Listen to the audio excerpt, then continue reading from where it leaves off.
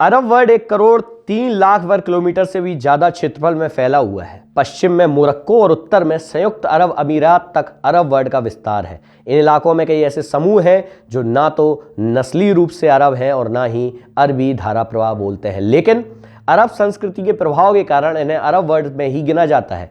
Arab world में आबादी को 3 समूहों में देखा जाता है। पहला है उत्तरी अफ्रीका, लेवेंटाइन अरब और गल्फ अरब। नमस्कार, मेरा नाम है प्रशांत कौशिक और आप देख रहे हैं नजर टुडे। आप ये सोच रहे होंगे कि आज मैं अरब देशों की ये जानकारी आपको क्यों दे रहा हूं। इसका सबसे बड़ा कारण है एक रिपोर्ट, और वो रिपोर्ट जिसमें बताया गया कि हिंदूवादी विचारधारा होने के बाद भी, हिंदुओं की बात करने के बाद भी नरेंद्र मोदी और उनकी पार्टी अरब में कोई नुकसान झेलती हुई नजर क्यों नहीं आ रहे हैं। क्यों अरब के उनके जो मित्र हैं वो मोदी से नाराज नहीं है। क्यों अरब कंट्री अभी भी भारत के सपोर्ट में खड़ी हुई हैं। चलिए सारे कारण बताते हैं आपको विस्तार से। इस रिपोर्ट की बात करते हैं खाड़ी के अरब और मोदी सरकार के संबंधों पर। गुजरात में 2002 के दंगों के दौरान नरेंद्र मोदी मुख्यमंत्री थे। दंगों के बाद मोदी की छवि मुस्लिम विरोधी बनी थी। इस छवि की चर्चा अंतर्राष्ट्रीय स्तर पर भी हुई।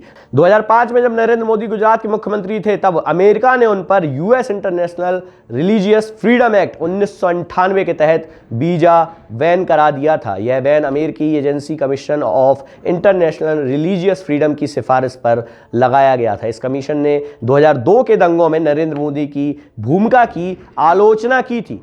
2014 में जब नरेंद्र मोदी प्रधानमंत्री बने तो अमेरिका ने उन पर से यह बैन हटा लिया। बाइडेन प्रशासन ने करीब 1.5 महीने पहले ही 18 नवंबर को फैसला किया कि सऊदी अरब के क्राउन प्रिंस मोहम्मद बिन सलमान को पत्रकार जमाल खाशोगी की हत्या के मामले में अमेरिका के किसी भी कानूनी प्रक्रिया का सामना नहीं करना पड़ेगा। अमेरिका की जांच एजेंसियों ने जमाल खाशोगी की हत्या के लिए सऊदी अरब के क्राउन प्रिंस को जिम्मेदार बताया था और सऊदी क्राउन प्रिंस को अमेरिका ने इस मामले में छूट दी तो राष्ट्रपति जो बाइडेन की आलोचना होने लगी। इन आलोचनाओं के जवाब में अमेरिकी विदेश मंत्रालय के प्रवक्ता वेदांत पटेल ने कहा कि यह फैसला नियम के तहत लिया गया है और भारतीय प्रधानमंत्री नरेंद्र मोदी को भी इस मामले में 2014 में पीएम बनने पर छूट मिली थी। पिछले साल 27 नवंबर को सऊदी अरब के किंग सलमान ने अपने बेटे मोहम्मद बिन सलमान को प्रधानमंत्री बनने की घोषणा की थी। सऊदी अरब के क्राउन प्रिंस को छूट देने के मामले में मोदी का हवाला देने को भारतीय विदेश मंत्रालय ने अनावश्यक और अप्रासंगिक बताया था। नरेंद्र मोदी 2014 के बाद कई बार अमेरिका जा चुके हैं और 2016 में उन्होंने अमेरिकी कांग्रेस को संबोधित भी किया था। दूसरी तरफ जो बाइडेन अपने चुनाव कैंपेन में सऊदी अरब के खिलाफ मानवाधिकारों के मामलों में सख्त कदम उठाने की बात करते रहे थे, लेकिन उनकी सरकार क्राउन प्रिंस को कानूनी सुरक्षा देने पर मजबूर हुई। इसी साल जुलाई महीने में बाइडेन ने सऊदी अरब का भी दौरा किया था और सऊदी अरब से तेल उत्पादन बढ़ाने के लिए बाइडेन कहते रहते हैं, लेकिन क्राउन प्रिंस ने उनकी एक बात भी नहीं सुनी। अब सवाल ये उठता है कि नरेंद्र मोदी की हिंदूवादी छवि क्या इस्लाम के देशों के आड़े आई है या नहीं। चलिए इस पर भी चर्चा करते हैं। 2002 के दंगों के बाद नरेंद्र मोदी की कथित मुस्लिम विरोधी छवि क्या इस्लामिक देशों के संबंध में आड़े आई। पिछले महीने गुजरात में विधानसभा चुनाव को लेकर अहमदाबाद के सूरजपुर में एक रैली संबोधित करते हुए नरेंद्र मोदी ने कहा था, 2014 के बाद से हमने इस्लामिक देश सऊदी अरब, यूएई और बहरीन से दोस्ती मजबूत की। इन देशों के सिलेबस में योग को आधिकारिक रूप से शामिल भी किया गया। भारत के हिंदुओं के लिए अबू धाबी और बहरीन में मंदिर भी बन रहा है। नरेंद्र मोदी पिछले 8 सालों से भारत के प्रधानमंत्री हैं और इस दौरान उन्होंने खाड़ी के इस्लामिक देशों से संबंधों को मजबूत करने को काफ़ी गंभीरता से भी लिया है। पिछले 8 सालों में पीएम मोदी ने संयुक्त अरब अमीरात यानी यूएई का 4 बार दौरा किया। पहला दौरा अगस्त 2015 में, दूसरा फरवरी 2018 और तीसरा अगस्त 2019 में। पीएम मोदी का चौथा दौरा जून 2022 में किया गया। जब मोदी ने अगस्त 2015 में यूएई का दौरा किया तो वह पिछले 34 सालों में किसी पहले भारतीय प्रधानमंत्री का दौरा यूएई का था। मोदी से पहले 1981 में मात्र इंदिरा गांधी ने यूएई का दौरा किया था। पिछले साल 28 जून को पीएम मोदी ने जब अबू धाबी एयरपोर्ट पर लैंड किया तो यूएई के राष्ट्रपति शेख मोहम्मद बिन जायद अल नहाम अगवानी में पहले कतार में खड़े हुए दिखाई दिए। यूएई के राष्ट्रपति शेख मोहम्मद बिन जायद अल नहाम का पीएम मोदी के स्वागत में एयरपोर्ट पर खड़ा रहना प्रोटोकॉल के खिलाफ था और उन्होंने इसे भारतीय प्रधानमंत्री के लिए तोड़ भी दिया था। पाकिस्तान में मोदी के स्वागत की चर्चा काफी ज्यादा सुर्खियों में रही। भारत में पाकिस्तान के उच्चायुक्त रहे अब्दुल वाशिद ने कहा था कि मई में पाकिस्तानी पीएम शहबाज शरीफ यूएई गए थे और एक जूनियर मंत्री ने उनकी अगवानी की थी। अब्दुल वाशिद ने कहा था कि भारत की यह प्रतिष्ठा परेशान करने वाली है। कहा जाता है कि नरेंद्र मोदी ने शेख मोहम्मद बिन जायद अल नहाम से अप्रत्याशित दोस्ती बनाई थी और 2017 में गणतंत्र दिवस के मौके पर मोदी सरकार ने मोहम्मद बिन जायद अल नहाम को चीफ गेस्ट के रूप में न्योता भी भेजा था। तब मोहम्मद बिन जायद अल नहाम यूएई के राष्ट्रपति भी नहीं हुआ करते थे, लेकिन अबू धाबी के क्राउन प्रिंस थे। परंपरा के हिसाब से भारत गणतंत्र दिवस पर किसी देश के प्रधानमंत्री या राष्ट्रपति को ही मुख्य अतिथि बनाता था, लेकिन अल नहाम 2017 में गणतंत्र दिवस पर मुख्य अतिथि बनकर आए थे। तो आखिरकार नरेंद्र मोदी और अरब देशों की दूरियां किस प्रकार से मिटी, किस प्रकार से अरब देशों ने नरेंद्र मोदी और भारत के प्रधानमंत्री को अपना मित्र मान लिया, किस प्रकार से भारत और अरब देशों के संबंध सुधरने लगे। थिंक टैंक कारगोनी एंडाउमेंट ने अबू धाबी में पश्चिम के एक पूर्वी राजदूत ने कहा था कि मोदी की व्यवहारिक राजनीतिक वाला माइंडसेट और एक मजबूत नेता वाली शैली सऊदी और यूएई के दोनों प्रिंस पसंद करते हैं। पीएम मोदी ने 2016 और 2019 में सऊदी अरब का दौरा किया था, 2019 में बहरीन और 2018 में ओमान, जॉर्डन, फिलिस्तीन क्षेत्र का और 2016 में कतर का दौरा भी कर डाला था। पीएम मोदी 2015 में शेख जायद ग्रैंड मस्जिद और 2018 में ओमान के सुल्तान कबूस ग्रैंड मस्जिद भी गए थे। नरेंद्र मोदी को सऊदी अरब, यूएई और बहरीन ने अपने सर्वोच्च नागरिक सम्मान से भी सम्मानित किया गया है। थिंक टैंक कारगोनी एंडाउमेंट ने अगस्त 2019 की अपनी एक रिपोर्ट में लिखा था, शुरुआत में ऐसा लगता था कि नरेंद्र मोदी राजनीतिक पृष्ठभूमि अरब प्रायद्वीप से संबंधों को आगे बढ़ाने में आड़े आ सकती है, लेकिन मोदी हिंदुत्व राष्ट्रवाद के प्रबल समर्थक हैं। 2002 के गुजरात दंगों के बाद मोदी की अंतर्राष्ट्रीय छवि प्रभावित भी हुई थी। इस दंगे में सैकड़ों की संख्या में मुस्लिम मारे गए, लेकिन खाड़ी के देशों के नेताओं और खासकर सऊदी अरब के साथ यूएई ने मोदी को इस रूप में कतई नहीं देखा। पॉलिटिकल इस्लाम के समाधान में मोदी का सुझाव से जुड़ा दृष्टिकोण दोनों देशों के शासकों के विचारों से मेल खाता था। फरवरी 2019 में नई दिल्ली के एक समारोह में सऊदी अरब के क्राउन प्रिंस ने नरेंद्र मोदी को अपना बड़ा भाई तक बता डाला था। मध्य पूर्व के विशेषज्ञ और थिंक टैंक ORF इंडिया के फेलो कबीर तनेजा ने लिखा हुआ है, 2002 दंगों के दौरान नई दिल्ली में खाड़ी के देशों के दूतावासों ने भारतीय विदेश मंत्रालय से कोई स्पष्टीकरण की मांग नहीं की थी। हालांकि पाकिस्तान इस्लामिक देशों के संगठन OIC में इन मुद्दों को लगातार उठाता रह रहा था, लेकिन बहस तब ज़्यादा शुरू हुई जब अमेरिका ने मोदी पर वीजा बैन लगाया था। 2014 में नरेंद्र मोदी को लोकसभा चुनाव में जीत मिली तो खाड़ी के देशों से प्रतिक्रिया बहुत ही नरम आई। भारत में बदलाव का खाड़ी के देशों ने उस तरह से खुलकर स्वागत नहीं किया था, लेकिन धीरे धीरे चीज़ें बदलनी शुरू हुई। मोदी गुटनिरपेक्षता की नीति से बंधे नहीं रहे। पहले गल्फ वॉर में भारत का रुख सद्दाम हुसैन के समर्थन में था। 2014 के बाद मोदी ने खाड़ी के देशों के साथ संबंध बहुत ही प्रभावी तरीके से बदल डाले। 2014 में मोहम्मद बिन जायद मोदी को फोन पर बधाई देने वाले विश्व नेताओं में सबसे पहले थे। फरवरी 2019 में सऊदी अरब के क्राउन प्रिंस मोहम्मद बिन सलमान भारत के दौरे पर आए थे। क्राउन प्रिंस नई दिल्ली एयरपोर्ट पर पहुंचे तो उनकी अगवानी में भारतीय प्रधानमंत्री नरेंद्र मोदी खड़े दिखाई दिए। प्रधानमंत्री मोदी प्रोटोकॉल तोड़कर एयरपोर्ट पहुंचे थे। क्राउन प्रिंस तब सऊदी अरब के प्रधानमंत्री भी नहीं बने थे। इसी दौरे में नई दिल्ली स्थित राष्ट्रपति भवन में सऊदी क्राउन प्रिंस ने कहा कि हम दोनों भाई हैं, प्रधानमंत्री मोदी मेरे बड़े भाई हैं और मैं उनका छोटा भाई हूं। मैं उनकी प्रशंसा करता हूं। अरब प्रायद्वीप से भारत का संबंध हजारों साल पुराना है। यहां तक कि इतिहास लिखे जाने से पहले से अरब प्रायद्वीप और भारत के बीच का संबंध हमारे DNA में मौजूद है। भारत के दौरे पर आए मोहम्मद बिन सलमान ने कहा था कि पिछले 70 सालों से भारत के लोग दोस्त हैं और सऊदी के निर्माण में ये लगातार भागीदार भी रहे हैं। कई विशेषज्ञों का मानना है कि 2014 में नरेंद्र मोदी के सत्ता में आने के बाद भारत से खाड़ी देशों के रिश्ते मजबूत हुए हैं। कई लोग यह भी मानते हैं कि गुजरात के मुख्यमंत्री रहते हुए नरेंद्र मोदी की जो कथित रूप से मुस्लिम विरोधी छवि थी, उसे तोड़ने के लिए उन्होंने खाड़ी के देशों पर खासा ध्यान नहीं दिया।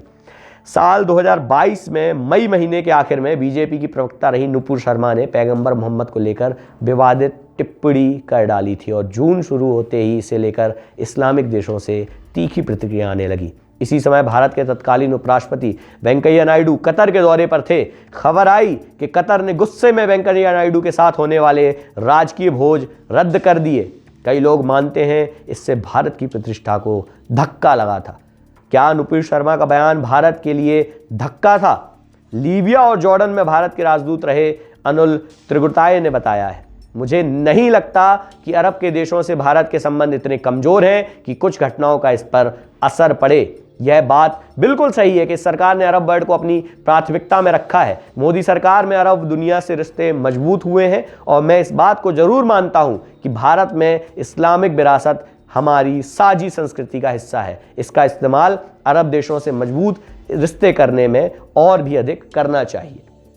खाड़ी के देशों में करीब 90 लाख भारतीय काम करते हैं। भारतीयों ने अपनी मेहनत और ईमानदारी से इन देशों में अपनी अच्छी प्रतिष्ठा बनाई है। हमारी घरेलू राजनीति से इसका ख्याल रखना चाहिए कि कुछ ऐसा ना हो जिससे इनकी मेहनत पर पूरी तरह से पानी फिर जाए।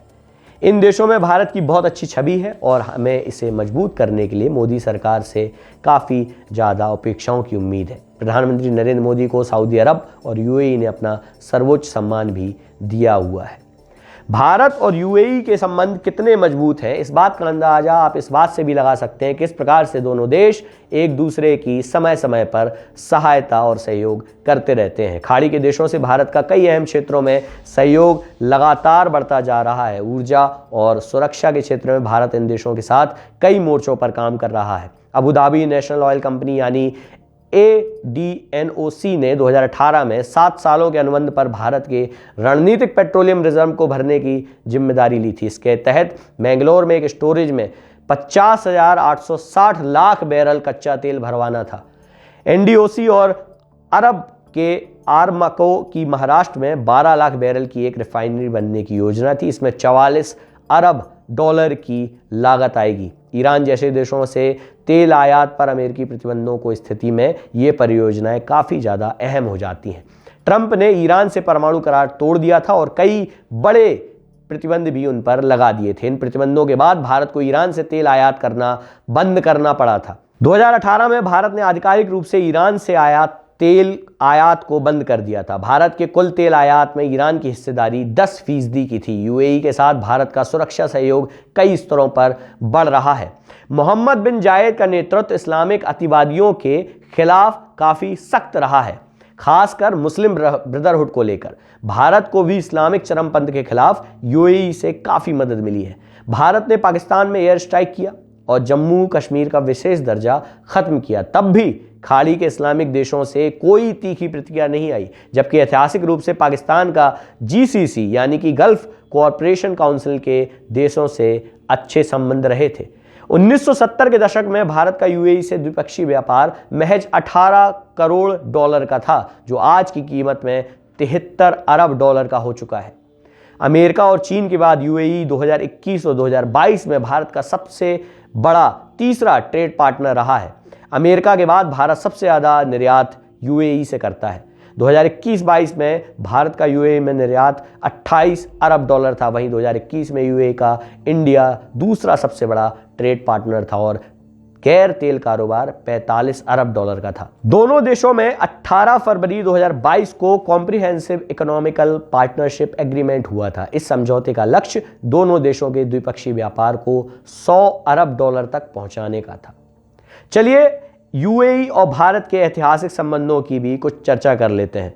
भारत का अरब वर्ल्ड से रिश्ता ऐतिहासिक रहा है। गल्फ अरब में भारत के करीब 90 लाख लोग रहते हैं। ये 90 लाख भारतीय वहां से कमाकर हर साल अरबों डॉलर भेजते हैं। 2019 में भारतीयों ने कमाकर 40 अरब डॉलर भारत में भेजे थे। यह रकम भारत के कुल रेमिटेंस का 65% है और भारत की जीडीपी का 3%। भारत 1/3 तेल आयात खाड़ी के देशों से करता है। इसके साथ ही कतर भारत के शीर्ष का गैस आपूर्तिकर्ता देश है। गल्फ कॉरपोरेशन काउंसिल यानी GCC में कुल 6 देश है। यह देश है सऊदी अरब, कुवैत, संयुक्त अरब अमीरात, ओमान, कतर और बहरीन।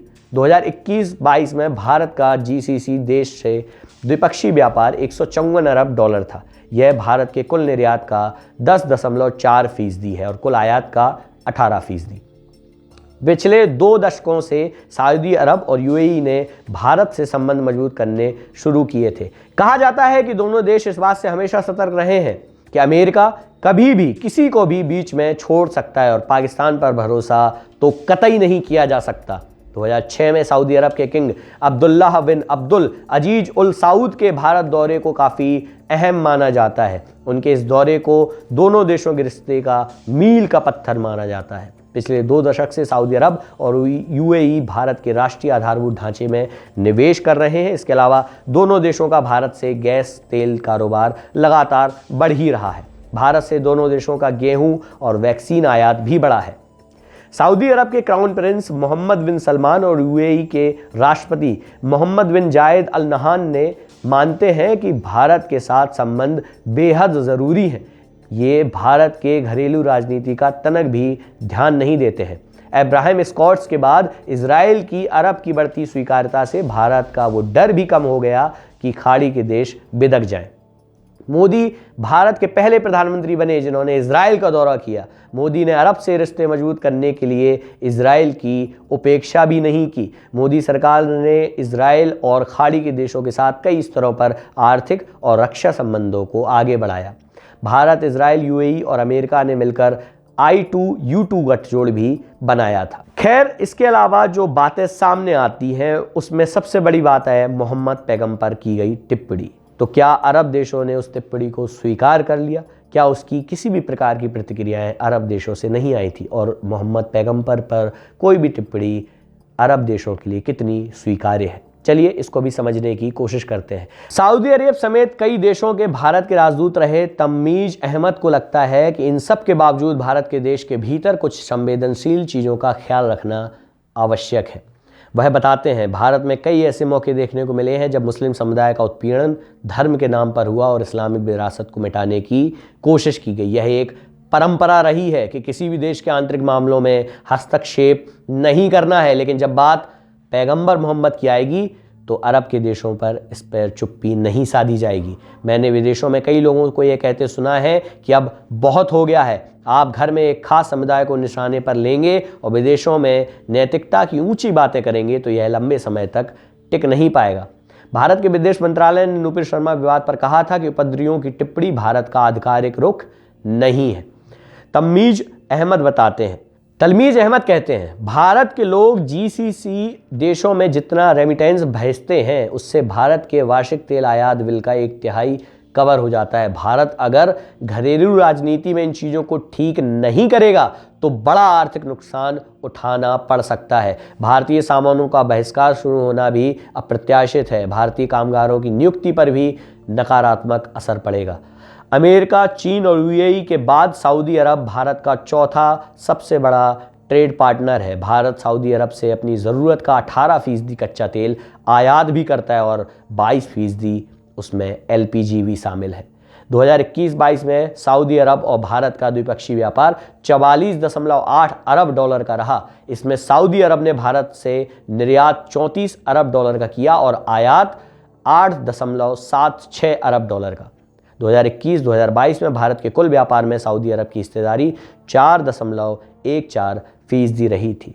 भारत और यूएई या कहें भारत और खाड़ी के देश या अरब देशों के संबंध लगातार मजबूत होते चले जा रहे हैं, जिसका एक बहुत बड़ा मुख्य कारण है भारत का फैलता हुआ बाजार और उनके द्वारा सप्लाई किए जाने वाला तेल और एलपीजी जैसे साधन।